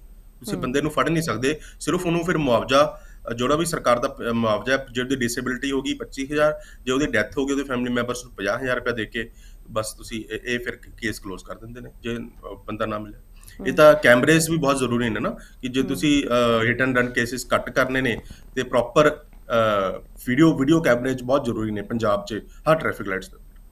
ਇੱਕ ਤੁਸੀਂ ਰੋਡ ਐਕਸੀਡੈਂਟਸ ਦੇ ਵਿੱਚ ਗੱਲ ਕੀਤੀ ਕਿ ਕਈ ਲੋਕ ਭੱਜ ਜਾਂਦੇ ਹੈ, ਡਰ ਦੇ ਮਾਰੇ ਭੱਜ ਜਾਂਦੇ ਕਿ ਕਿਤੇ ਉਹਨਾਂ ਤੇ ਕੇਸ ਨਾ ਹੋ ਜਾਏ, ਲੇਕਿਨ ਅਕਸਰ ਅਸੀਂ ਦੇਖਦੇ ਹਾਂ ਜਦ ਵੀ ਰੋਡ ਐਕਸੀਡੈਂਟ ਹੁੰਦੇ ਹੈ ਤੇ ਚਾਹੇ ਗਲਤੀ ਕਿਸੇ ਦੀ ਵੀ ਹੋ, ਯਾਨੀ ਕਿ ਕਈ ਵਾਰ ਇਹ ਕਹਿੰਦੇ ਕਿ ਛੋਟੀ ਗੱਡੀ ਸੀਗੀ, ਟਰੱਕ ਨਾਲ ਟਕਰਾ ਗਈ ਤੇ ਟਰੱਕ ਵਾਲੇ ਦੀ ਗਲਤੀ ਹੋ ਗਈ ਜਾਂ ਬੱਸ ਵਾਲੇ ਦੀ ਗਲਤੀ ਹੋ ਗਈ, ਤੇ ਅਜਿਹੇ ਕੇਸਿਸ ਦੇ ਵਿੱਚ ਕੀ ਕਰਨਾ ਚਾਹੀਦਾ ਜੇ ਸੜਕ ਹਾਦਸਾ ਹੋ ਜਾਂਦਾ ਹੈ ਤੇ ਮੌਤ ਹੋ ਜਾਂਦੀ ਹੈ ਕਿਸੇ ਦੀ, ਤੇ ਕਈ ਵਾਰੀ ਕੀ ਹੁੰਦਾ ਹੈ ਕਿ ਡਰਾਈਵਰ ਉੱਥੇ ਗੱਡੀ ਛੱਡ ਕੇ ਆਪਣੀ ਭੱਜ ਜਾਂਦਾ? ਅਜਿਹੇ ਕੇਸਿਸ ਦੇ ਵਿੱਚ ਕੀ ਕਰਨਾ ਚਾਹੀਦਾ ਵਿਅਕਤੀ ਨੂੰ? ਆਪਣੇ ਉਹਦੇ ਵਾਸਤੇ ਕੀ ਲਾਅ ਹੈ ਮੌਕੇ ਤੇ? ਉਹਦੇ ਵਾਸਤੇ ਸਭ ਤੋਂ ਜ਼ਰੂਰੀ ਚੀਜ਼, ਆਪਾਂ ਨੂੰ ਸਾਰਿਆਂ ਨੂੰ ਇਹ ਚੀਜ਼ ਪਤਾ ਹੋਣੀ ਚਾਹੀਦੀ, ਸਪੋਜ਼ ਕਦੋਂ ਵੀ ਤੁਸੀਂ ਕੈਜੁਅਲਟੀ ਦੇਖੀ ਰੋਡ ਤੇ, ਸਭ ਤੋਂ ਪਹਿਲਾਂ ਆਪਾਂ ਨੂੰ ਉਹਦੀ ਜਾਨ ਦੀ ਚਿੰਤਾ ਕਰਨੀ ਹੈ, ਉਹਦੀ ਲਾਈਫ ਦੀ ਕੇਅਰ ਕਰਨੀ ਹੈ। ਬੰਦੇ ਦੀ ਉਹਨੂੰ ਫੜਨਾ ਹੈ, ਦੂਜੇ ਬੰਦੇ ਨੂੰ ਫੜਨਾ ਹੈ, ਨਹੀਂ ਫੜਨਾ ਉਹ ਬਾਅਦ ਦੀ ਗੱਲ ਹੈ। ਜੇ ਬੰਦਾ ਜ਼ਿੰਦਾ ਰਹੇਗਾ ਤਾਂ ਹੀ ਉਹਨੂੰ ਫੜ ਪਾਏਗਾ ਜਾਂ ਉਹ ਆਪਣੀ ਲਾਈਫ ਸਟਾਈਲ ਅੱਗੇ ਕੰਟੀਨਿਊ ਕਰ ਪਾਏਗਾ। ਸਪੋਜ਼ ਤੁਹਾਨੂੰ ਕੋਈ ਵੀ ਰੋਡ ਤੇ ਐਕਸੀਡੈਂਟ ਦਿਖਦਾ ਹੈ, ਤੁਸੀਂ ਸਭ ਤੋਂ ਪਹਿਲਾਂ ਗੱਡੀ ਰੋਕ ਕੇ ਆਪਦੀ ਸਾਈਡ ਤੇ 100 ਨੰਬਰ ਤੇ ਕਾਲ ਕਰਨੀ ਹੈ। 100 ਨੰਬਰ ਤੇ ਕਾਲ ਕਰਕੇ ਤੁਸੀਂ ਪਹਿਲਾਂ ਤਾਂ ਪੁਲਿਸ ਨੂੰ ਇਨਫੋਰਮ ਕਰਨਾ ਹੈ ਕਿ ਮੈਂ ਇਸ ਜਗ੍ਹਾ ਤੇ ਖੜਾ, ਇਸ ਜਗ੍ਹਾ ਤੇ ਇਹ ਐਕਸੀਡੈਂਟ ਹੋਇਆ ਤੇ ਇੰਨੀ ਕੈਜੁਅਲਟੀਜ਼ ਰਿਪੋਰਟਡ ਹੈ, ਮੈਂ ਇਹਨਾਂ ਨੂੰ ਹਸਪੀਟਲ ਲੈ ਕੇ ਚੱਲਿਆ ਇਮੀਡੀਏਟਲੀ, ਜਿਹੜਾ ਵੀ ਨੀਅਰੈਸਟ ਤੁਹਾਡਾ ਹਸਪੀਟਲ ਹੈ। ਦੂਜੀ ਗੱਲ, ਤੁਸੀਂ ਐਂਬੂਲੈਂਸ, ਜੇ ਤੁਹਾਡੇ ਕੋਲ ਵਹੀਕਲ ਹੈ, ਤੁਸੀਂ ਆਪਣੇ ਵਹੀਕਲ 'ਚ ਉਹਨਾਂ ਨੂੰ ਰੱਖੋ ਸੇਫਲੀ ਤੇ ਫਟਾਫਟ ਉਹਨਾਂ ਨੂੰ ਲੈ ਕੇ ਜਾਓ। ਤੇ ਜੇ ਤੁਹਾਡੇ ਕੋਲ ਵਹੀਕਲ ਨਹੀਂ ਹੈਗਾ, ਤੁਸੀਂ ਔਨ ਰੋਡ ਬਾਏ ਫੁੱਟ ਜਾ ਰਹੇ ਹੋ, ਤੁਸੀਂ ਐਂਬੂਲੈਂਸ ਨੂੰ ਕਾਲ ਕਰੋ ਇਮੀਡੀਏਟਲੀ। ਐਂਬੂਲੈਂਸ ਨੂੰ ਕਾਲ ਕਰੋ ਤੇ ਜਿਸ ਟਾਈਮ ਤੇ ਵੀ ਐਂਬੂਲੈਂਸ ਆਉਂਦੀ ਹੈ, ਤੁਸੀਂ ਬੰਦੇ ਨੂੰ ਲੈ ਕੇ ਹਸਪੀਟਲ ਜਾਓ। ਤੀਜੀ ਗੱਲ, ਜੇ ਤੁਹਾਨੂੰ ਐਂਬੂਲੈਂਸ ਵੀ ਨਹੀਂ ਮਿਲਦੀ, ਜਿਹੜਾ ਵੀ ਪਾਸਰ ਹੈ, ਰੋਡ ਬਾਏ ਹੈ, ਉਹਨਾਂ ਨੂੰ ਰਿਕੁਐਸਟ ਕਰੋ ਕਿ ਪਲੀਜ਼ ਵੀ ਇਹਨਾਂ ਨੂੰ ਹਸਪੀਟਲ ਲੈ ਕੇ ਜਾਣਾ ਹੈ, ਕੋਈ ਨਾ ਕੋਈ ਸਹਾਇਤਾ ਤਾਂ ਲੋੜਵੰਦੀ ਕਰ ਹੀ ਦਿੰਦਾ ਔਨ ਰੋਡ। ਤੇ ਤੁਸੀਂ ਸਭ ਤੋਂ ਪਹਿਲਾਂ ਉਹਨੂੰ ਹਸਪੀਟਲ ਲੈ ਕੇ ਜਾਓ। ਪੁਲਿਸ ਨੂੰ ਇਨਫੋਰਮ ਕਰ ਦਿਓ ਮੌਕੇ ਤੇ ਕਿ ਇਸ ਪੁਆਇੰਟ ਤੇ ਐਕਸੀਡੈਂਟ ਮੈਂ ਦੇਖ ਰਿਹਾ, ਐਕਸੀਡੈਂਟ ਹੋਇਆ ਪਿਆ ਤੇ ਇੰਨੇ ਬੰਦੇ ਇੰਜਰਡ ਨੇ and I am taking them to hospital। ਇਹ ਜਿਹੜੇ ਬੇਸਿਕਸ ਨੇ ਹਰ ਬੰਦੇ ਨੂੰ ਫੋਲੋ ਕਰਨੇ ਚਾਹੀਦੇ। ਬਿਲਕੁਲ, ਤੇ ਕੁਝ ਬੇਸਿਕਸ ਨੇ, ਕੁਝ ਕਾਨੂੰਨ ਨੇ, ਕੁਝ ਮੋਟਰ ਵਾਹੀਕਲ ਐਕਟ ਦੇ ਅਧੀਨ ਨਿਯਮ ਆਉਂਦੇ, ਉਹ ਫੋਲੋ ਕਰਨੇ ਬਹੁਤ ਜ਼ਰੂਰੀ ਹੈ। ਟ੍ਰੈਫਿਕ ਨਿਯਮਾਂ ਦੀ ਜੇਕਰ ਤੁਸੀਂ ਪਾਲਣਾ ਕਰੋਗੇ ਤਾਂ ਸੜਕ ਹਾਦਸਿਆਂ ਤੋਂ ਬਚਿਆ ਜਾ ਸਕਦਾ ਹੈ ਤੇ ਲੋਕਾਂ ਨੂੰ ਵੀ ਬਚਾਇਆ ਜਾ ਸਕਦਾ ਹੈ। ਅਵੇਅਰਨੈਸ ਦੀ ਬਹੁਤ ਜ਼ਿਆਦਾ ਲੋੜ ਹੈ। ਅਭਿਸ਼ੇਕ, ਬਹੁਤ ਬਹੁਤ ਧੰਨਵਾਦ ਸਾਡੇ ਨਾਲ ਜੁੜਨ ਦੇ ਲਈ। ਤੁਸੀਂ ਇਸ ਪ੍ਰੋਗਰਾਮ ਦੇ ਵਿੱਚ ਜੁੜੇ, ਉਮੀਦ ਕਰਦੇ ਹਾਂ ਦਰਸ਼ਕਾਂ ਨੂੰ ਤੁਸੀਂ ਜਿਹੜੀ ਨੌਲੇਜ ਦਿੱਤੀ, ਜਾਣਕਾਰੀ ਦਿੱਤੀ, ਉਹਨਾਂ ਦੇ ਕੰਮ ਆਵੇ ਸੜਕ ਹਾਦਸਿਆਂ ਨੂੰ ਲੈ ਕੇ, ਕਿਉਂਕਿ ਇੱਕ ਜਿਹੜਾ ਡੇਟਾ ਤਿਆਰ ਕੀਤਾ ਗਿਆ, ਇਹ ਡੇਟਾ ਕਿਤੇ ਨਾ ਕਿਤੇ ਸਵਾਲ ਖੜੇ ਕਰਦਾ ਹੈ ਕਿ ਆਖਿਰ ਅਸੀਂ ਕਿਸ ਪਾਸੇ ਜਾ ਰਹੇ ਹਾਂ, ਤੇ ਦੂਜੇ ਪਾਸੇ ਇਹ ਵੀ ਹੈ ਕਿ ਸੜਕ ਨਿਯਮ ਬਣਾਏ ਗਏ ਨੇ ਸਾਡੀ ਆਪਣੀ ਸੁਰੱਖਿਆ ਦੇ ਵਾਸਤੇ ਤੇ ਅਸੀਂ ਕਿੰਨਾ ਕਿ ਉਸ ਨੂੰ ਫੋਲੋ ਕਰਦੇ। ਤੇ ਜਿਹੜੇ ਡੇਟਾ ਦੀ ਮੈਂ ਗੱਲ ਕਰ ਰਹੀ ਹਾਂ, ਇਹ ਡੇਟਾ ਜਿਹੜਾ ਤਿਆਰ ਕੀਤਾ ਗਿਆ ਸੀ Punjab bus stand management company limited, Punjab police ਅਤੇ ਸੇਫਟੀ ਅਲਾਈਅੰਸ ਫॉर एवरीवन ਵੱਲੋਂ ਜਿਹੜਾ ਇਹ ਡੇਟਾ ਤਿਆਰ ਕੀਤਾ ਗਿਆ ਸੀ ਤੇ 407 ਬਲੈਕ ਸਪੌਟਸ ਪੰਜਾਬ ਦੇ 16 ਜ਼ਿਲ੍ਹਿਆਂ ਦੀ ਗੱਲ ਕੀਤੀ ਗਈ ਹੈ। ਇਨ ਬਲੈਕ ਸਪੌਟਸ ਦੇ ਵਿੱਚ ਉਸ ਤੋਂ ਇਲਾਵਾ ਸਭ ਤੋਂ ਵੱਧ ਐਕਸੀਡੈਂਟਸ ਦੀ ਗੱਲ ਕੀਤੀ ਜਾਏ ਤੇ ਲੁਧਿਆਣਾ ਦੇ ਵਿੱਚ ਸਭ ਤੋਂ ਵੱਧ ਐਕਸੀਡੈਂਟਸ ਹੁੰਦੇ ਹੈ। ਉੱਥੇ ਹਾਲਾਂਕਿ ਇੰਡਸਟਰੀਅਲ ਏਰੀਆ ਹੈ ਤੇ ਕਾਫੀ ਜ਼ਿਆਦਾ ਉੱਥੇ ਇੰਡਸਟਰੀਜ਼ ਹੈ ਤੇ ਇਸ ਦਾ ਕਾਰਨ ਜਿਵੇਂ ਕਿ ਅਭਿਸ਼ੇਕ ਦੱਸ ਰਹੇ ਸੀ ਕਿ ਡਰਿੰਕ ਐਂਡ ਡਰਾਈਵ ਇੱਕ ਕਾਰਨ ਹੈ, ਦੂਜੇ ਪਾਸੇ over speeding, red light jump ਕਰਨਾ, ਟ੍ਰੈਫਿਕ ਨਿਯਮਾਂ ਦੀ ਪਾਲਣਾ ਨਾ ਕਰਨਾ ਤੇ ਇਸ ਤੋਂ ਇਲਾਵਾ ਅਵੇਅਰਨੈਸ ਦੀ ਕਮੀ, ਇਹ ਮੁੱਖ ਕਾਰਨ ਹੈ ਕਿ ਸੜਕ ਹਾਦਸੇ ਹੁੰਦੇ हैं। ਖਾਸਕਰ ਨੈਸ਼ਨਲ ਹਾਈਵੇ ਦੀ ਗੱਲ ਕੀਤੀ ਜਾਏ ਤੇ 1400 ਤੋਂ ਵੱਧ ਜਿਹੜੇ ਹੈ ਐਕਸੀਡੈਂਟਸ ਪੰਜਾਬ ਦੇ ਵਿੱਚ ਨੈਸ਼ਨਲ ਹਾਈਵੇ ਦੇ ਵਿੱਚ ਹੋਏ ਹੈ ਤੇ 294 ਜਿਹੜੇ ਹੈ ਐਕਸੀਡੈਂਟਸ ਉਹ ਪੰਜਾਬ ਦੇ ਸਟੇਟ ਹਾਈਵੇਜ਼ ਦੇ ਵਿੱਚ ਹੋਏ ਹੈ। ਇਹ ਡੇਟਾ ਕਿਤੇ ਨਾ ਕਿਤੇ ਦਿਖਾਉਂਦਾ ਹੈ ਕਿ ਆਖਿਰ ਕਿੰਨੀ ਕੀ ਕੈਜੁਅਲਟੀਜ਼, ਕਿੰਨੀ ਕੀ ਮੌਤਾਂ ਜਿਹੜੀ ਹੈ ਰੋਜ਼ਾਨਾ ਰੋਜ਼ ਐਕਸੀਡੈਂਟ ਦੇ ਚਲਦੇ ਹੋ ਰਹੀਆਂ ਤੇ 18000 ਤੋਂ ਵੱਧ ਜਿਹੜੀ ਮੌਤਾਂ ਹੈ ਉਹ ਵੀ ਰੋਡ ਐਕਸੀਡੈਂਟਸ ਦੇ ਕਾਰਨ ਹੋਈ ਹੈ। ਲੰਬੇ ਜਿਹੜਾ ਇੱਕ ਡੇਟਾ ਦੀ ਗੱਲ ਕੀਤੀ ਜਾਏ ਤੇ ਇਸ ਡੇਟਾ ਦੇ ਵਿੱਚ ਇਹ ਵੀ ਦੱਸਿਆ ਗਿਆ ਕਿ 18000 ਤੋਂ ਵੱਧ ਜਿਹੜੀ ਮੌਤਾਂ ਹੈ ਉਹ ਰੋਡ ਐਕਸੀਡੈਂਟਸ ਦੇ ਵਿੱਚ ਰੋਜ਼ਾਨਾ ਪਰ ਡੇ ਦਾ ਜੇਕਰ ਇੱਕ ਪਰਸੈਂਟੇਜ ਦੇਖੀ ਜਾਏ ਤਾਂ 11 ਤੋਂ 12% ਜਿਹੜਾ ਇੰਕਰੀਜ਼ ਲਗਾਤਾਰ ਰੋਡ ਐਕਸੀਡੈਂਟਸ ਦੇ ਵਿੱਚ ਹੁੰਦਾ ਹੈ ਐਜ਼ ਕੰਪੇਅਰ ਟੂ ਜੇਕਰ ਅਸੀਂ ਹਰਿਆਣਾ ਦੇ ਨਾਲ ਇਸ ਦਾ ਕੰਪੇਅਰ ਕੀਤੀ ਜਾਏ। ਚੰਡੀਗੜ੍ਹ ਦੇ ਵਿੱਚ ਤੁਸੀਂ ਦੇਖੋਗੇ ਤਾਂ ਇੱਥੇ ਲੋਕੀ ਰੂਲਸ ਫੋਲੋ ਕਰਦੇ हैं क्योंकि इतने स्ट्रिक्टनेस है, अवेयरनेस की बहुत ज़्यादा लोड़ है तो सरकार ਨੂੰ ਲੋਕਾਂ ਨੂੰ ਅਵੇਅਰ ਵੀ ਕਰਨਾ ਚਾਹੀਦਾ ਹੈ। ਜਿਵੇਂ ਕਿ ਅਭਿਸ਼ੇਕ ਦੱਸ ਰਹੇ ਸੀ ਕਿ ਬੱਚਿਆਂ ਨੂੰ ਖਾਸ ਕਰ ਮੋਟਰ ਵਾਹੀਕਲ ਐਕਟ ਕੀ ਹੈ, ਕੀ ਇਸ ਵਿੱਚ ਪ੍ਰਾਵਧਾਨ ਹੈ, ਸਾਡੇ ਵਾਸਤੇ ਕੀ ਰੂਲਸ ਜਿਹੜੇ ਰੱਖੇ ਗਏ ਨੇ, ਇਸ ਤੋਂ ਇਲਾਵਾ ਜਿਹੜੇ ਅਸੀਂ ਆਪਣੇ ਰੂਲਸ ਨੂੰ ਕਿੰਨਾ ਕੀ ਫੋਲੋ ਕਰ ਰਹੇ ਹਾਂ, ਆਪਣੇ ਕੀ ਰਾਈਟਸ ਨੇ, ਸਾਰੇ ਰਾਈਟਸ ਜਿਹੜੇ ਮੋਟਰ ਵਾਹੀਕਲ ਐਕਟ ਦੇ ਵਿੱਚ ਸਾਨੂੰ ਮਿਲ ਸਕਦੇ ਹੈ ਤੇ ਕਿਸ ਕੰਡੀਸ਼ਨ ਦੇ ਤਹਿਤ ਸਾਨੂੰ ਪੁਲਿਸ ਵਾਲੇ ਰੋਕ ਸਕਦੇ ਹੈ, ਟ੍ਰੈਫਿਕ ਪੁਲਿਸ ਵਾਲੇ ਜਾਂ ਨਹੀਂ ਰੋਕ ਸਕਦੇ। ਇਹ ਸਾਰੇ ਜਿਹੜੇ ਕਾਨੂੰਨ ये सारे नियम जोड़े हैं साडे वास्ते जानने बहुत जरूरी है क्योंकि रोड सेफ्टी बेहद ही अहम मुद्दा है तो असी कई बार इस उत्ते ध्यान नहीं देंदे हैं तो कई बार वड्डे हादसे हो जाते हैं। लेकिन ये भी जरूर याद रखना चाहिए है कि जब असी सड़क ते चलते हैं तो अपने घर के जोड़े लोग ने, अपने घर का परिवार है वो इंतजार करते होंगे, इस करके रूल्स नूं फॉलो करना बहुत जरूरी है। तो ये अहम मुद्दा सीगा अज दा रोड सेफ्टी नूं लैके ते कल फिर एक नवे मुद्दे नूं लैके तुहाडे सामने हाजिर होणगे ਤੇ तद तक तुसी पंजाब टुडे दे YouTube ते Facebook पेज ते बाकी प्रोग्राम्स भी देख सकते हो ते इस प्रोग्राम दे विच अपनी राय जरूर दे सकते हो ते मैनूं दिओ इजाजत। सत श्री अकाल।